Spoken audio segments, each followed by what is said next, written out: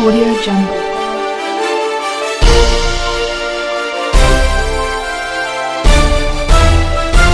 Audio Jungle.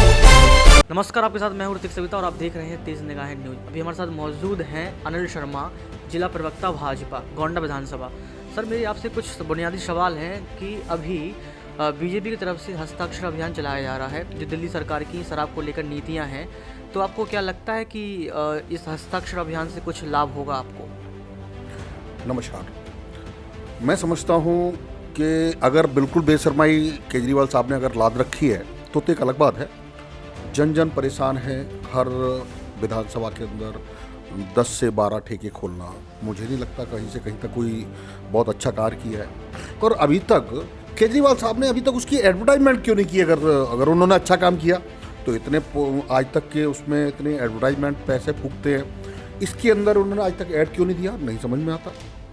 हमारी Bharatiya Janata party ने बीड़ा उठाया है कि उनके इस रवैये को हम पनपने नहीं देंगे। हमारी भारतीय जनता पार्टी की तरफ से जन जन, हर कार्यकर्ता, हर एक उनसे मिलेगा, हर विधानसभा में, हर लोकसभा में, हर बूथ पर। और कहा जा रहा है कि हस्ताक्षर अभियान के बाद भी अगर केजरीवाल सरकार अपनी नीतियों को वापस नहीं लेती है तो उसके बाद चक्का जाम किया जाएगा।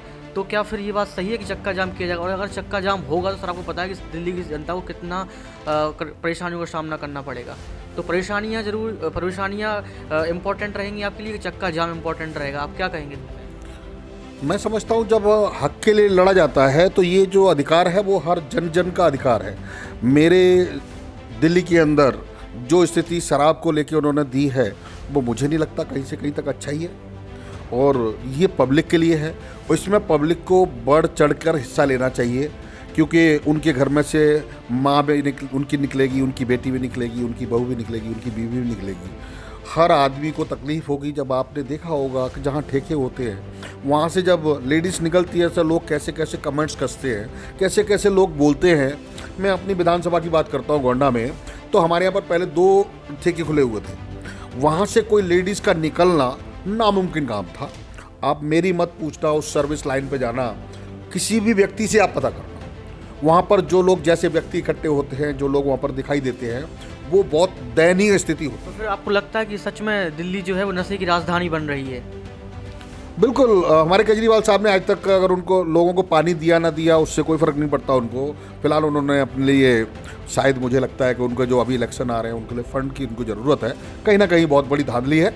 मैं अपने आवाम से, पूरे हिंदुस्तान के लोगों से इसके बात के लिए कहूँगा कि जो अभी उन्होंने दिल्ली में किया है वो दूसरी अगर स्टेट में भी पहुँच गए तो वहाँ पर भी। सर, एक और एडीएमसी के चुनाव आ रहे हैं, दूसरी ओर बीजेपी के जो कार्यकर्ता हैं, आप सभी लोग हर विधानसभा में धरना प्रदर्शन कर रहे हैं, तो आपका फोकस चुनाव पर नहीं है?